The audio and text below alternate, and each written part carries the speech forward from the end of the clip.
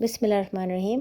سورہ مائدہ آیت 108 اور 109 میں اللہ کہتے ہیں، یہ اس کے زیادہ قریب ہے کہ وہ گواہ صحیح طریقے سے گواہی ادا کرے اور اس بات سے ڈرے کہ ان کے قسموں کے بعد قسموں کو لوٹا دیا جائے گا، اور اللہ سے ڈرو اور حکم سنو، اور اللہ نافرمانوں کو ہدایت نہیں دیتا۔ جس دن اللہ رسولوں کو جمع فرمائیں گے اور ان سے پوچھیں گے تمہیں کیا جواب دیا گیا، وہ عرض کریں گے ہمیں کچھ علم نہیں، بے شک آپ سب غیبوں کا جاننے والے ہیں۔ اب یہاں پر آپ سورہ مائدہ میں دیکھ سکتے ہیں کہ ایک بہت انٹرسٹنگ شفٹ آ رہی ہے۔ اس سے پہلے اللہ نے آیتوں میں ہمیں یہ سمجھا دیا تھا کہ مسلمان دین کو سیریس لیں، اللہ کے حکم کا مذاق نہ اڑائیں، اللہ کے حکم کے آگے جھک جائیں، اور پچھلی امت نے جو حرکتیں کیں اس راستے پر نہ چلے، ورنہ قیامت کے روز ان کو صرف ذلت ملے گی۔ اللہ نے مسلمانوں کو یہ بھی سمجھا دیا کہ بدعت اور شرک سے پرہیز کریں اور ٹریڈیشنز اور کلچر کو فالو نہ کریں، دین کو فالو کریں۔ پھر اچانک آیت 106 سے آیت 108 اللہ ہمیں یہ سمجھا رہے ہیں کہ اگر ایک انسان کو یہ اندیشہ ہو کہ اس پر موت آنے والی ہے، یعنی وہ شدید بیمار ہے اور اس کو اس چیز کا ڈر ہے کہ موت کا وقت آنے والا ہے، تو وصیت کرنے کے لیے وہ 2 معتبر لوگوں کو سلیکٹ کرے جو مسلمان ہوں، اور اگر وہ سفر کی حالت میں ہے اور اس کو مسلمان نہیں مل رہے تو وہ غیر مسلمانوں میں بھی سلیکٹ کر سکتا ہے۔ ان سے پھر وہ قسمیں اٹھائیں کہ وہ جھوٹ نہیں بولیں گے، اور پھر اپنی وصیت ان کو بتا دے۔ پھر ان 2 لوگوں کا کام یہ ہوگا کہ اس انسان کے فوت ہونے کے بعد وہ وہی وصیت اس کے خاندان، اس کے رشتہ داروں کو بتائیں، تاکہ اس وصیت کے مطابق اس کی جائیداد کی تقسیم ہو سکے۔ اب ساتھ ہم یہ بھی جانتے ہیں کہ اسلام میں جب کوئی انسان فوت ہو جاتا ہے تو اس کی جائیداد کی تقسیم شریعت کے مطابق ہوتی ہے، یعنی اللہ نے پہلے سے مقرر کر کے رکھا ہوا ہے کہ وراثت میں کس کو کتنا حصہ ملے گا۔ لیکن اسلام میں ہم یہ بھی جانتے ہیں کہ ایک انسان کی تمام جائیداد میں اس کو 1/3 تک وصیت کرنے کی اجازت ہے،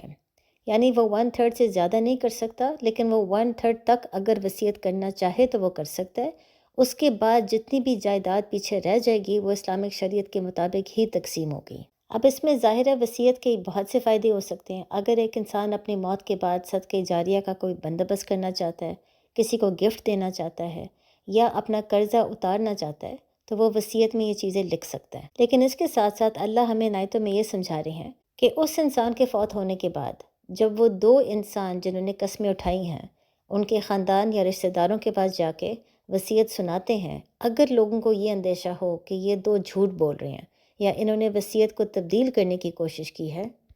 تو پھر ان لوگوں میں سے جن کا حق دبایا جا رہا ہے اور وہ میت کے بہت قریب ہیں، ان کو اللہ اجازت دے رہے ہیں کہ ان میں سے 2 لوگ کھڑے ہو کے قسمیں اٹھا سکتے ہیں کہ ان کی قسمیں پچھلے 2 لوگوں کے قسموں سے زیادہ درست ہوگا۔ پھر ان 2 لوگوں کے مطابق وصیت سنائی جائے گی اور اس کے مطابق اس انسان کی جائیداد تقسیم ہوگی۔ لیکن یاد رکھیں یہ صرف 1/3 تک ہے، اس سے زیادہ تقسیم کرنے کی اجازت نہیں۔ ساتھ ہی اللہ ہمیں یہ سمجھا رہے ہیں کہ اس کے مطابق چانسز زیادہ ہیں کہ لوگ اپنے قسموں کے خلاف نہیں جائیں گے، وہ جھوٹ نہیں بولیں گے، وصیت کو تبدیل نہیں کریں گے، کیونکہ ان کو خوف ہوگا، ڈر ہوگا کہ اگر ہم نے جھوٹ بولا اور اگر ہم پکڑے گئے تو 2 اور لوگ قسمیں اٹھائیں گے اور ہماری قسمیں رد کر دیے جائیں گے، اور پھر سوسائٹی میں ہماری ریپوٹیشن اور عزت ختم ہو جائے گی، لوگ ہمیں جھوٹا سمجھیں گے۔ لہٰذا ان آیتوں میں اللہ ہمیں یہ یاد کروا رہے ہیں کہ اگر ایک انسان فوت ہو جائے اور پیچھے وہ ایک بہت اہم پیغام چھوڑ کے جائے تو بہت ضروری ہے کہ اس کا پیغام اسی طریقے سے آگے لوگوں تک پہنچایا جائے۔ اسی لیے اس کو کہا جاتا ہے کہ جب اس کو یہ ڈر ہو کہ موت آنے والی ہے تو وہ 2 ایسے بندوں کو چنے جو وہ جانتا ہو کہ نیک ہیں اور سچے ہیں۔ چانسز زیادہ ہیں کہ وہ سچ بولیں گے اور جھوٹ نہیں بولیں گے۔ پھر ان 2 گواہ کو سمجھایا جا رہا ہے کہ جب وہ انسان فوت ہو جائے تو ان کے اوپر لازم ہے کہ وہ اس انسان کے خاندان، اس کے رشتہ داروں کو وصیت سنائیں اور کسی بھی قیمت کے بدلے میں اپنے قسموں کو نہ تبدیل کرے۔ اور گواہ ہونے کی وجہ سے بولنا بہت ضروری ہے، یعنی یہ 2 لوگ 2 چیزوں کی قسمیں کھا رہے ہیں۔ پہلی تو یہ بات ہے کہ وہ لازماً بولیں گے، اور دوسری بات ہے جو بولیں گے سچ بولیں گے، اور اگر وہ سچ نہیں بولیں گے تو پھر 2 اور لوگوں کو اجازت دی جا رہی ہے کہ وہ ان کے قسموں کے بدلے نئے قسمیں اٹھائیں۔ اب یہ سب کچھ سمجھانے کے بعد اللہ آیت 109 میں اچانک قیامت کے دن کے بارے میں بات کرتے ہیں کہ ایک ایسا دن ہوگا جس میں تمام رسولوں کو جمع کیا جائے گا اور ان سے سوال یہ پوچھا جائے گا کہ آپ کو اپنے قوم، اپنے لوگوں کی طرف سے کیا جواب ملا، جس میں رسول یہی جواب دیں گے کہ اللہ ہم نہیں جانتے، تمام غیب کا علم آپ کے پاس ہے۔ اب ظاہر ہے پہلے ہم یہ سوال پوچھ سکتے ہیں کہ رسولوں کو یہ کیوں نہیں پتہ کہ ان کو کیا جواب ملے تھے؟ کیا وہ سب کچھ بھول چکے ہیں؟ ظاہر ہے جب رسولوں نے خود دیکھا تھا کہ ان کی قوم ان کے خلاف جا رہی ہے اور آخر کار ان کے قوم کے اوپر عذاب آ گیا ہے، تو وہ قیامت کے دن جب ان کے لیے گواہی دینا بہت ضروری ہے، وہ یہ کیوں کہہ رہے ہیں کہ اللہ ہم تو جانتے نہیں ہیں؟ اور پھر وہ یہ کیوں کہہ رہے ہیں کہ اللہ غیب کا علم تو صرف آپ جانتے ہیں؟ یہ تو غیب کا علم نہیں ہے، کیونکہ اس وقت تو رسول زندہ تھے، وہ اپنے قوم کو دیکھ رہے تھے۔ تو یہاں پر وہ ایسا جواب کیوں دیتے ہیں؟ اور دوسری بات پر ہم یہ سوال پوچھ سکتے ہیں کہ اس آیت کا تعلق پچھلی آیت سے کیا ہے؟ پچھلی آیت میں تو اللہ وصیت کا ذکر کر رہے تھے، تو یہاں پر اچانک اللہ رسولوں کا ذکر کیوں کر رہے ہیں؟ پہلی تو یہ بات ہے قیامت کے دن رسولوں کو ہر بات یاد ہوگی۔ ظاہر ہے ان کے لیے یاد کرنا اس لیے بھی ضروری ہے کیونکہ انہوں نے اپنے ہی قوموں کے خلاف گواہی دینی ہے۔ تو ظاہر ہے یہ نہیں ہو سکتا کہ رسولوں کو یہ یاد ہی نہ ہو کہ جب انہوں نے اللہ کا پیغام دیا تو ان کے قوم نے اس پیغام کو قبول کیا یا نہیں، ان پر عذاب آیا یا نہیں۔ رسولوں کو ہر بات یاد ہے، لیکن یہاں پر اللہ یہ سوال نہیں پوچھ رہے۔ یہاں پر اللہ ان سے یہ سوال پوچھ رہے ہیں کہ عذاب آنے کے بعد جب رسول اور رسول کے ساتھ جو چند مسلمان اس عذاب سے بچ کے تھے، اور پھر وہ ایک نئی زمین کی طرف گئے، وہاں پر وہ رہنا شروع ہوئے، پھر انہوں نے دوبارہ دین کی دعوت دی، تو ان کے موت کے بعد لوگوں نے ان کے پیغام کو کس طریقے سے لیا؟ کیا لوگوں نے ان کے پیغام کو آگے پہنچایا، اس کو تبدیل کیا، اس کو نظر انداز کیا، یا اس پر واقع اطاعت کی؟ اس پہ رسول یہ جواب دیتے ہیں کہ اللہ ہم نہیں جانتے، کیونکہ یہ تو غیب کا علم ہے۔ یعنی جب ایک انسان فوت ہو جاتا ہے تو اس کو اندازہ ہی نہیں ہوتا کہ اس کے پیچھے کیا ہو رہا ہے دنیا میں۔ یہی رسولوں کا حال ہے۔ جب رسول فوت ہو جاتا ہے تو اس کے پاس یہ علم نہیں ہوتا کہ بعد میں لوگ اس کے پیغام کو تبدیل کریں گے یا اس پر اطاعت کریں گے۔ یہ غیب کا علم ہے جو صرف اللہ جانتے ہیں، اور یہی جواب رسول اللہ کو دے رہے ہیں۔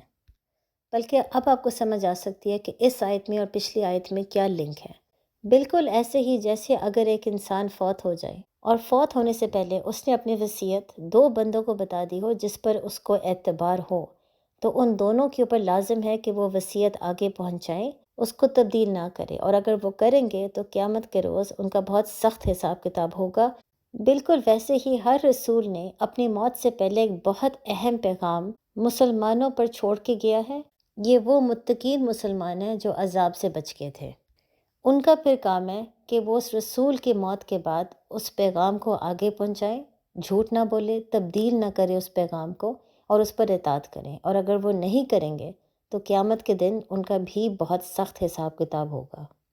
یعنی مسلمان ہونے کے ناطے ہر انسان ایک عہد لیتا ہے توحید پر۔ وہ عہد لیتا ہے کہ وہ اللہ کے پیغام کو سمجھے گا، آگے پہنچائے گا، اور کسی قیمت پر اس پیغام کو تبدیل نہیں کرے گا۔ بلکہ وہ ساتھ ساتھ یہ بھی عہد لیتا ہے کہ وہ خاموش نہیں رہے گا، چند لوگوں کو خوش کرنے کے لیے خاموش نہیں رہے گا، جو حق کی بات ہے، جو انصاف کی بات ہے، وہ ضرور کرے گا۔ اور اگر اور مسلمانوں کو یہ اندیشہ ہو جائے کہ یہ لوگ جو پیغام دے رہے ہیں وہ غلط ہے، انہوں نے رسول کے پیغام کو تبدیل کرنے کی کوشش کی ہے، تو پھر ان مسلمانوں پر فرض ہے کہ وہ نئے عہد لیں اور پھر جو اصل پیغام ہے اس کو آگے تک پہنچانے کی کوشش کریں۔ اب ان تمام باتوں میں ہم سب سے پہلے یہ سیکھ سکتے ہیں کہ جب ایک رسول فوت ہو جاتا ہے تو اس کو نہیں ہوتا اندازہ کہ دنیا میں اس کے پیچھے کیا ہو رہا ہے۔ لہٰذا وہ لوگ جو کسی رسول کے قبر پہ جا کے دعائیں مانگتے ہیں اللہ سے، یہ سوچ کے کہ رسول ان کی دعائیں سنے گا اور آگے اللہ تک پہنچائے گا، یا وہاں پر اگر دعا مانگیں گے تو رسول بہت خوش ہوگا اور اس کی خوشی کی وجہ سے اللہ بھی اس انسان سے راضی ہو جائے گا، اس کی کوئی اہمیت قرآن اور سنت میں نہیں ہے۔ بلکہ اللہ قرآن میں ہمیں یہی سمجھا رہے ہیں کہ جب رسول فوت ہو جائے اس کو نہیں اندازہ ہوتا کہ دنیا میں پیچھے کیا ہو رہا ہے۔ ہاں، آپ ایک رسول کی قبر پہ جا کے ان کے لیے دعا مانگ سکتے ہیں، ان کو سلام بھیج سکتے ہیں، لیکن جو آپ نے دعا اللہ سے مانگنی ہے وہ آپ نے کسی کے قبر پہ جا کے نہیں مانگنی۔ جب ہر انسان کا ایک ڈائریکٹ لنک اللہ کے ساتھ بنا ہوا ہے اور اللہ کا وعدہ ہے کہ وہ ہر انسان کے بہت قریب ہے، تو آپ اپنے گھر میں بیٹھ کے اللہ سے دعا مانگے۔ قبر پہ جا کے دعائیں اللہ سے مانگنا یہ بدعت ہے۔ اس کے علاوہ ہم یہ بھی سیکھ سکتے ہیں کہ اگر کوئی ہمیں دین کا پیغام دے رہا ہے اور ہمارا دل گواہی دیتا ہے کہ یہ پیغام غلط ہے، دل ہمارا گواہی دیتا ہے کہ یہ قرآن اور سنت کے خلاف بات ہو رہی ہے، تو صرف ہم نے یہ نہیں کرنا کہ ہم اس پیغام کو نظر انداز کر دیں۔ ہمارے اوپر فرض بنتا ہے کہ ہم گواہی دیں کہ یہ غلط ہے، اور پھر جو سچ بات ہے وہ ہم آگے لوگوں تک پہنچائیں، یعنی خاموش اس وقت رہنا یہ بھی گناہ ہے۔ تو اس لیے یہ سمجھ لیں کہ اللہ کے پیغام کو تبدیل کرنا، یا اگر کوئی اللہ کے پیغام کو تبدیل کر رہا ہے اور ہم خاموشی سے سن رہے ہیں اور آگے سے کچھ نہیں بول رہے، یہ دونوں چیزیں بہت بڑا گناہ ہے۔ اس کے بعد آپ دیکھ سکتے ہیں کہ آیت 110 سے لے کر سورہ کے آخر تک اللہ عیسیٰ علیہ السلام سے بات کرتے ہیں۔ وہ تمام معجزات کے بارے میں انہیں یاد کرواتے ہیں جو عیسیٰ علیہ السلام کر سکے صرف اللہ کی اجازت کی وجہ سے،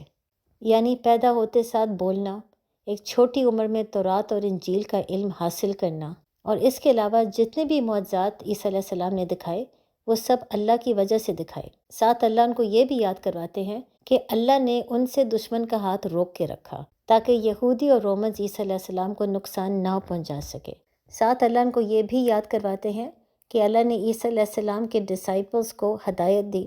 تاکہ وہ عیسیٰ علیہ السلام کے پیغام پر ایمان لے آئے اور ان کی مدد کریں، اور پھر ان لوگوں نے گواہی دی کہ وہ مسلمان ہیں۔ لہٰذا جب عیسیٰ علیہ السلام کو اللہ نے اٹھا دیا، ان ڈسائپلز کی ذمہ داری تھی کہ وہ عیسیٰ علیہ السلام کے پیغام کو صحیح طریقے سے آگے پہنچائیں، اس کو کسی طریقے سے تبدیل نہ کریں۔ اور پھر جب وہ ڈسائپلز فوت ہو گئے تو جتنے بھی اس وقت نیک عیسائی تھے جو اس زمانے کے مسلمان تھے، ان کے اوپر فرض تھا کہ وہ عیسیٰ علیہ السلام کا پیغام آگے پہنچائیں اور اس کو کسی طریقے سے تبدیل نہ کریں۔ لہٰذا آج جب عیسائی یہ کہتے ہیں کہ عیسیٰ علیہ السلام نے خود کہا کہ وہ خدا کے بیٹے ہیں اور وہ خدا بھی ہیں، یا آج جب عیسائی یہ کہتے ہیں کہ عیسیٰ علیہ السلام نے خود یہ بات کی تھی کہ جو انسان کا ایمان عیسیٰ پہ ہے تو وہ لازماً جنت میں جائیں گے، کیونکہ عیسیٰ علیہ السلام نے ان لوگوں کو بخشنے کے لیے اپنی جان دے دی، تو ہم یہ سمجھ سکتے ہیں کہ یہ عیسیٰ علیہ السلام کا پیغام نہیں ہو سکتا۔ بلکہ جو عیسائی ایسی باتیں کر رہے ہیں ان کو خود بھی شک ہے، وہ خود بھی ٹرینٹی کے کانسیپٹ کو ابھی تک سمجھ ہی نہیں پائے، خاص طور پہ جب وہ یہ بھی جانتے ہیں کہ ٹرینٹی کا کانسیپٹ تو عیسیٰ علیہ السلام کے کئی سالوں کے بعد انٹروڈیوس ہوا تھا۔ تو پھر یہ کیسے ہو سکتا ہے کہ عیسیٰ علیہ السلام نے خود اپنے منہ سے یہ باتیں کی ہوں جب ٹرینٹی کا کانسیپٹ تو بعد میں آیا تھا؟ اسی طرح یہودی اور عیسائی کو اس بات پر شک ہے کہ عیسیٰ علیہ السلام کیسے فوت ہو سکتے ہیں، جو ہم نے پچھلے ایپیسوڈز میں بھی اس کا ذکر کیا تھا۔ وہ جانتے ہیں کہ اللہ کا ایک اصول ہے کہ رسول کو نہیں مارا جا سکتا، تو پھر ان لوگوں نے ایک رسول اور ایک مسیح کو کیسے قتل کر دیا؟ لہٰذا اب اگر عیسائی جھوٹی قسمیں کھا کے ایک غلط بات کرے عیسیٰ علیہ السلام کے بارے میں، ایک ایسی بات جن پر ان کو خود بھی شک ہے، تو پھر کس کا کام ہے کہ وہ نیک قسمیں کھا کے صحیح پیغام آگے پہنچائیں؟ کس کا کام ہونا چاہیے کہ وہ گواہی یہ دے کہ عیسائیوں کی بات درست نہیں ہے، یہ جھوٹ ہے، اور عیسیٰ علیہ السلام کا اصل پیغام کچھ اور تھا؟ ظاہر ہے مسلمانوں کا کام ہے، اور ہم کیسے جان سکتے ہیں کہ عیسیٰ علیہ السلام کا اصل پیغام کیا تھا؟ قرآن میں اللہ نے واضح کر دیا۔ قرآن میں اللہ ہمیں بتا دیں کہ عیسیٰ علیہ السلام کا اصل پیغام کیا تھا، کہ انہوں نے کیا کہا تھا اور کیا نہیں کہا تھا۔ لہٰذا اب جب سورہ مائدہ میں اچانک اللہ عیسیٰ علیہ السلام کے اوپر فوکس کرتے ہیں، پیغام ہمیں دیا جا رہا ہے کہ مسلمان ہونے کے ناطے ہمارے اوپر فرض ہے کہ ہم صحیح پیغام آگے پہنچانے کی کوشش کریں، یعنی جن عیسائیوں نے عیسیٰ علیہ السلام کے پیغام کو تبدیل کیا ان کو اس کا گناہ ملے گا، لیکن ہم مسلمان ہو کر اگر عیسیٰ علیہ السلام کا پیغام سمجھنے کے بعد خاموش رہتے ہیں اور گواہی نہیں دیتے تو ہمیں بھی اتنا ہی سزا ملے گا قیامت کے دن۔ لہٰذا اب آپ سمجھ سکتے ہیں کہ ان آیتوں میں اور پچھلے آیتوں کے بیچ میں کیا لنک ہے۔ اللہ ہمیں بار بار سمجھا رہے ہیں کہ دین کو سیریس لیا جائے، اقامت دین بہت ضروری ہے، شریعت کو فالو کرنا بہت ضروری ہے، اور جو اللہ کا صحیح پیغام ہے، وہ پیغام جو تمام رسول چھوڑ کے گئے تھے، اس کو سمجھنا اور آگے پہنچانا صحیح طریقے سے، یہ بھی ہمارے اوپر فرض ہے۔ یہ باتیں اللہ ہمیں بار بار سورہ نساء اور سورہ مائدہ میں سمجھا رہے ہیں، کیونکہ جب غیر مسلمان امت کو دیکھیں گے کہ وہ کس طریقے سے حقوق اللہ اور حقوق العباد کو فالو کرتے ہیں، تبھی ان کا دل گواہی دے گا کہ یہ توحید ہے، کہ یہ راستہ سچا ہے، یہ راستہ صحیح ہے۔ اور جب ان کا دل گواہی دے گا تب ان کا فیصلہ ہے کہ کیا وہ سیدھا راستہ اختیار کرنا چاہتے ہیں یا نہیں۔ لہٰذا یہ ضرور یاد رکھیں کہ اگر آپ ایک مسلمان گھر میں پیدا ہو گئے ہیں، اس کا یہ نہیں مطلب کہ آپ کی زندگی میں اللہ نے آسانی ڈال دی ہے۔ آپ کی زندگی بلکہ زیادہ مشکل ہے، کیونکہ اب مسلمان ہونے کے ناطے آپ کے اوپر بہت سی چیزیں فرض ہیں، اور اگر آپ وہ چیزیں نہیں کریں گے تو آپ کا بھی حساب کتاب قیامت کے دن بہت سخت ہوگا۔ السلام علیکم۔